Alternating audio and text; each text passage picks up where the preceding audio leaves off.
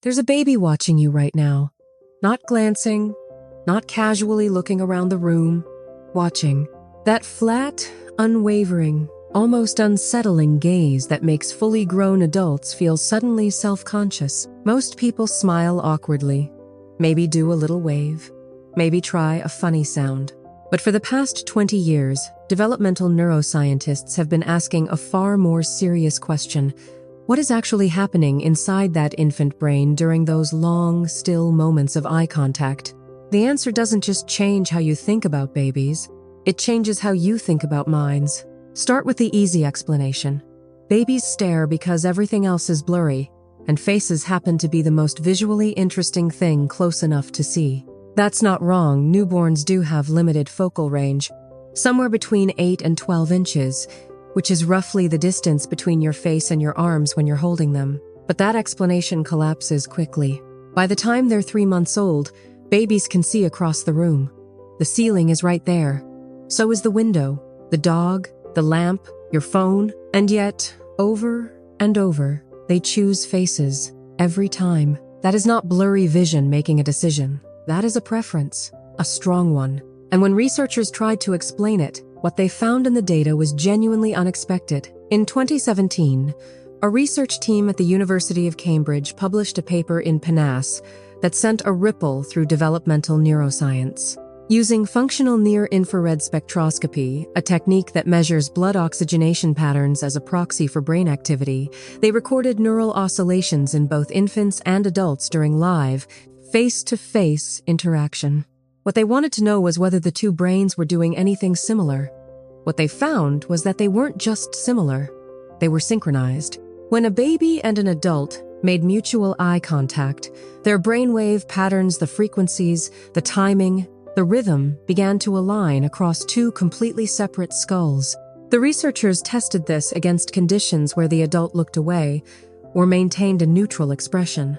Partial coupling appeared in some cases, but genuine mutual gaze? That produced the strongest interbrain synchronization they had ever recorded between two people of different ages. The baby isn't just looking at you. Their developing brain is actively coupling with yours, using your neural patterns as a structural blueprint for its own activity. That stare is, in the most literal, measurable sense, one brain teaching another how to function. Now, here's where it becomes even more interesting. Because infants don't stare at all faces the same way. Researchers at Harvard Medical School ran an elegantly simple test on 3-month-olds. They presented two faces, a caregiver and a stranger. Logic would suggest the baby stares longer at the familiar face, but they didn't. They stared longer at the stranger. And the reason explains almost everything. Developmental psychologists call it the violation of expectation response. Babies spend more time on things they haven't fully processed yet. The stranger is unresolved, new input the brain is still working to model. The caregiver's face, by contrast, has already been logged for thousands of hours. Every expression, every micro-movement, every shift in tone. When a baby looks at the person who raised them, they're not confused. They're reading. By 5 months, research from the University of Washington showed that infants can already distinguish between a genuine smile and a performed one. By 6 months, they're actively tracking their caregiver's emotional state and using it to navigate the world, a process developmental psychologists call social referencing. You look worried, they freeze. You look delighted, they reach forward. You look relaxed, they explore. That long, unblinking gaze is systematic data collection. Your baby is building a real-time emotional map of your face and running it constantly in the background to calibrate what is safe, what is uncertain, and what is worth exploring. You are not just their caregiver. You are their nervous system's external reference point. Now, I need to tell you about an experiment that, when it was first published, generated years of ethical debate in developmental psychology circles. It's called the still face paradigm, designed in 1975 by Dr. Edward Tronick at Harvard. The setup is deceptively plain. A mother and infant interact normally, smiling, mirroring, vocalizing. The baby is fully engaged, face upturned, attentive. Then, on a signal, the mother goes completely blank. Neutral expression, no movement, no response. Present in body, absent in every other way. What unfolds over the next 2 minutes is among the most studied behavioral sequences in the entire field. The infant notices immediately. They try to reconnect, smiling bigger, pointing, making sounds, deploying every tool that normally works. Nothing comes back. They escalate. The gestures get larger, more urgent, more insistent. Still nothing. Within 90 seconds, most infants show measurable physiological stress, elevated cortisol, rising heart rate. Some begin to cry. Others go quiet and withdraw, their expression going flat in a way that mirrors the mother's stillness. When she re-engages, recovery is fast, but not immediate. There's a lag, a residue. What Tronick concluded after 2 decades of running variations of this study was this: infants are not passive receivers of care. They are active participants in an ongoing, moment-to-moment emotional dialogue. And that dialogue is conducted almost entirely through the face. The stare isn't affection. It isn't idle curiosity. It is communication at its most foundational level, and it requires a response. There's one final layer that rarely makes it beyond academic publications. Researchers at MIT's Brain and Cognitive Sciences Department have been studying what all that staring actually builds over time, not just emotionally, but structurally.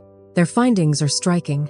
Infants who experience more contingent face-to-face interaction in the first 6 months, meaning interactions where their cues are noticed and responded, to show measurably greater development in the prefrontal cortex.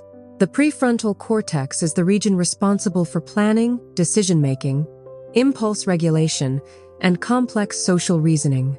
It is, in many ways, the seat of adult cognition. What that research suggests is that every time you hold an infant's gaze, mirror their expression, and respond to what you see in their face, you are not simply connecting with them, you are participating in the physical construction of their mind. Which brings me to something worth saying clearly.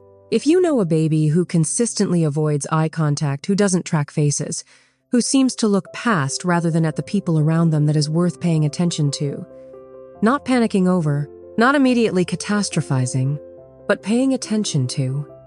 Reduced gaze behavior in infancy is one of the earliest observable markers associated with atypical social development. The reason this matters is timing. The brain's plasticity in the first 2 years of life is unlike anything that comes after it. Early identification opens windows that simply aren't open later.